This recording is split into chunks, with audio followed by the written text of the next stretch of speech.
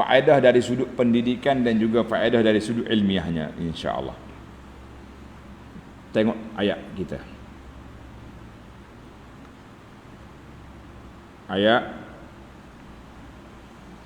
Ayat 50. Fa aqbala ba'duhum 'ala ba'din yatasaalun. Ahli syurga tu duduk berhadap muka, kata orang. Bertanya-tanya khabar. Ulang balik cerita-cerita lama. Kata di ulama tadabbur, kamalu adabi ahli jannah. Sempurnanya ada ahli syurga bila bercakap dia tengok muka, beradab orang panggil. Tidak kata ni pusing, kau ni pusing, kau ni tak ada. Beradab tengok muka. Dan kita atas dunia pun di antara adab antuqbila ila muhaddisika. Bila kita bercakap dengan orang, tengok muka gitu. Jangan ada apa khabar. Macam setengah kita pergi ke pejabat-pejabat orang. Cik, encik, dia duduk kerja. Nak apa? Ni saya nak tanya ni borang ni macam mana? Bacalah sendiri. Tu sedap tu. Paling muka lain. Yang tak tahannya penjual tu. Cik, berapa harga ni? Bacalah, ada tulis tu. Dia tak tengok muka. Ini berat. Sifat ahli syurga dan sifat orang nak jadi ahli syurga, kalau bercakap kena tengok muka. Tuqbila ila muhaddisika. Bercakap tengok muka. Senyum pada orang. Cuma kalau kita bercakap dengan wanita, boleh je kita tengok muka dia. Dia panggil tak boleh bertentang mata. Tengok dengan orang wanita yang bukan mahram. Dia ada setengah orang ni wanita, dia tak selesa. Dia kata, kenapa ustaz tengok ke lain, tak tengok saya? Saya kata, awak bini orang, kenapa aku nak tengok? Kita bercakap je lah. Apa-apa soalan nak tanya, tak syarat. Itu adab, etika. Jangan tengok. Sebab an-nazar sahmun masmum min siham iblis. Pandangan mata tu panahan iblis. Jadi kalau tengok muka orang, comel juga dia ni. Jadi mari syaitan nak kacau. Kena aja ada adab. Maknanya ayat ini menyatakan sempurnanya adab dan sempurnanya kegembiraan ahli syurga, sebab mereka boleh bercakap-cakap, bertanya khabar apa yang berlaku kepada mereka di atas dunia dulu. Ayat ini juga menunjukkan kepada orang di akhirat pun dia teringat balik apa yang berlaku dalam dunia dulu. Apa yang berlaku dalam dunia dulu. Jadi kalau kita berlaku, ialah terutama sekali kita nak dapat ke syurga ni melalui jalan yang berliku, kata orang, kan? Jalan yang berliku, jalan yang sukar. Pastilah nikmat kita tu terasa tinggi. Sebab kita sampai ke syurga dengan cara yang begitu sukar. Alhamdulillah. Yang kedua, faedah yang kedua. Qala qailum minhum, ayat 51. Inni kana li qarin yaqulu a innaka laminal musaddiqin. Dia kata, kita dulu ada member lah, ada kawan yang duk attack kita. Mau percaya ke mati duduk semula? Mau percaya ke tidak? Tanda pelajar, ayat ini mengajar kepada kita, memberi amaran kepada kita min qurana isu, daripada kawan-kawan yang jahat, yang sentiasa mencari jalan untuk nak menyesak, memesongkan kita. Jangan sekali-kali kita berkawan dengan orang tak baik, nanti kita juga jadi tak baik. Sebab apa? Kata dia ahli kaji, pengkaji kata, yakunu a'da aduwin lisan man kana muqan. Musuh yang paling licik nak kena pada kita, kawan kita sendiri.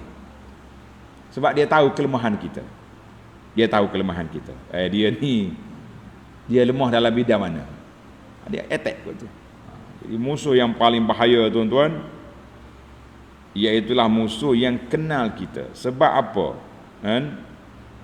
Sebab dia tahu orang ni orang mudah digoda, orang ni orang mudah koyak, orang ni. Maka Itu yang sangat berbahaya. Itu yang dua. Yang pertama faedah yang kedua, jangan berkawan dengan orang jahat, qurana su, sehingga dikatakan sebab Abu Talib tak mau mengucap ketika Nabi SAW ajar dia mengucap. Sebab apa? Kenapa? Sebab Abu Jahal duk tunggu dia. Abu Talib lah. Setiap kali Nabi pergi nak ajar ayat pak cik dia mengucap, ada geng-geng pak Abu. Geng Abu Jahal duk tunggu Abu ni macam-macam tunggu. Dan itulah yang dikatakan oleh para ulama bahawa manusia yang mudah nak attack kita ni orang yang kenal kita. Dia mudah tahu orang ni beres je. Kita tahu kelemahan dia tu. Ada orang lemah dengan duit. Ada orang lemah dengan godaan melalui wanita. Sebab tu kita tengok beberapa insiden kes, na'udzubillah, kita minta berlindung dengan Allah Ta'ala. Kawan ni sekejap ya naik, ada kedudukan, pop, mari wanita, down habis. Ada orang lemah dengan macam-macam kelemahan lah manusia ni. Yang penting orang yang tahu kelemahan kita tu kawan yang ini, kawan kita sendiri. Jadi kita, sebab tu kita nak berkawan dengan orang baik. Dia tahu kelemahan kita, dia bimbing kita, dia bantu kita, dia bukan nak goda, nak kacau kita. Faedah yang ketiga, bila dia bercakap duk cari kawan dia tu, dia kata apa? Qala, ayat 54. Qala hal antum muttali'un. Mari kita pergi tengok dia, pergi cari. Kita pergi cari orang hak yang nak menyesatkan kita dulu. Boleh tak kita pergi cari? Boleh. Ulama tadabbur kata yundabu lil insan an yanzura fi dhalali man dhalla. Boleh kita pergi tengok orang sesat. Orang-orang geng-geng sesat ni liyatabayyana fi dhalika qadra ni'matillahi 'alaihi fil hidayah. Supaya kita nampak nikmat Allah Ta'ala beri hidayah kepada kita. Mari kita pergi tengok orang sesat, supaya kita tahu kita diberi hidayah. Fa innal asya' innama tatabayyanu bi dhiddiha. Ini ulama psikologi kata setiap benda tu terserlah bila tengok lawan dia. Orang kita tengok sesat, kita nampak nikmat iman kita. Nikmat kita ikut sunnah. Nikmat kita ikut ajaran Nabi sallallahu alaihi wasallam. Baru kita dia. Nikmat. Kalau tidak kita tak nampak.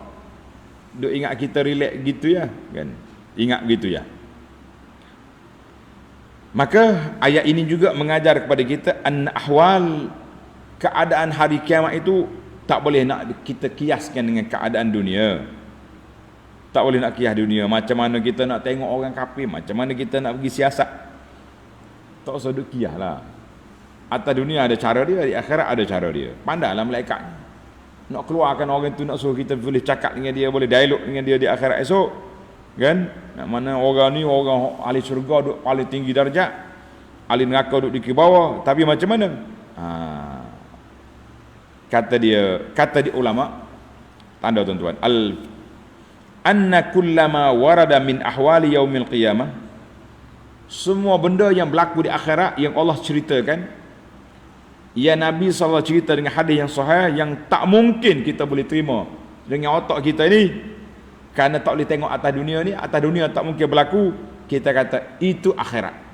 Sebab itu tadi anda sebut, tuan-tuan dan puan-puan, jangan kiaskan alam barzakh, jangan kiaskan alam akhirat dengan apa yang berlaku di atas dunia. Jangan kita buat kias. Tak boleh nak kias. Nak banding tak boleh. Alam yang berbeza, suasana yang berbeza. Jadi tak boleh kita buat banding. Tak boleh ni gini, tak boleh apa. Itu dunia. Kita bincang dengan akhirat. Awak banding apa ni? Mari kita pergi kepada faedah yang keempat. Faedah yang keempat, ayat 57. Walaula ni'matu rabbi lakuntu minal muhdarin. Kalaulah tidak dengan nikmat Allah menyelamatkan kita, anugerahkan kita mengikut sunnah Nabi sallallahu alaihi wasallam, kita pun duduk sekali dengan puak ni dalam neraka, naudzubillah. Kata ulama tadabbur, anna tahaddus bi nikmatillah masyru'. Kita bercakap menghitung nikmat-nikmat Allah Taala itu dibenarkan dengan syarat. Syarat maksud dianya nak puji Allah, bukan iftikhar, sombong, bangga, takabur kepada hamba Allah. Maka kita dibenarkan. Kita dibenarkan untuk mengungkit nikmat Allah Taala. Kita kata alhamdulillah, kan? Alhamdulillah aku Allah Taala bagi rezeki kaya, kan? Kaya, senang hidup, ada kereta, ada apa. Tak ada mana kita boleh sebut ya. Sebab apa? Sebab tu adalah hadis, ada riwayatkan bila Allah Taala beri nikmat kepada hamba dia, dia nak tengok kesan nikmat itu. Nak tengok kesan daripada nikmat Allah Taala beri itu. Dalam tengok hadis Abdullah bin Amr dalam Tirmizi, innallaha yuhib an yara athara ni'mati ala 'abdihi. Innallaha yuhibbu an yara athara ni'mati ala 'abdihi. Allah Taala nak tengok kesan nikmat dia beri tu, biar nampak. Ni kita ada duit, tapi baju selipar cabut sebelah berjalan, kita kata itu tidak bagus. Ada, tapi jangan sombong. Sebab tu Tuhan kata wa amma bi ni'mati rabbika fahaddits dalam surah kita. Jadi hadis ni hadis Abdullah bin Amr dalam Tirmizi. Dalam Sahih Tirmizi kata darjat dia hasan sahih. Alhamdulillah. Maknanya bila orang dapat nikmat boleh, tapi dengan syarat. Dengan syarat jangan sombong. Kita boleh sebutlah, tapi kalau setiap kali orang mari duk cerita aku ni kaya dulu, miskin, gini-gini lah. Kita cerita untuk pengajaran, boleh lah. Macam sebahagian daripada orang miskin zaman dulu, sekarang ni kaya, ada kan? Kaya, dia pun motivasi kepada orang, saya dulu miskin, saya dulu gini-gini. Kita kata tak apa. Tapi kalau dia nak sombong, lebih baik dia tak sudut cerita. Oh ni cerita bagus tak untuk motivasi, kata tak apa. Maka walaula ni'matu rabbi, kalaulah tidak kerana nikmat Tuhan aku. Kita nisbahkan ni'matu rabbi, nikmat Tuhan aku. Jangan kita kata walaula rabbi sajalah, laula ni'matu rabbi, laula ni'matu rabbi. Kalau tidak kerana nikmat Tuhan aku, kalau tidak kerana Tuhan, semua ada Tuhan, tapi yang kita dapat masuk syurga ni sebab nikmat hidayah yang Allah anugerahkan kepada kita itu. Alhamdulillah. Sebab tu Tuhan ajar sini walaula ni'matu rabbi. Kalau tidak kerana anugerah Tuhan, tak sampai sini kita. Kalau tidak kerana Tuhan, memang semua ada Tuhan, tapi nikmat itu yang besar yang kita nak bincangkan. Baik para pelajar sekalian, yang terakhir qauluhu ta'ala limithli hadza falyamalil 'amilun. Untuk memperolehi syurga, mencapai kemenangan, mendapat kebahagiaan, jauh daripada neraka, maka kamu semua beramallah untuk membuat persiapan ini.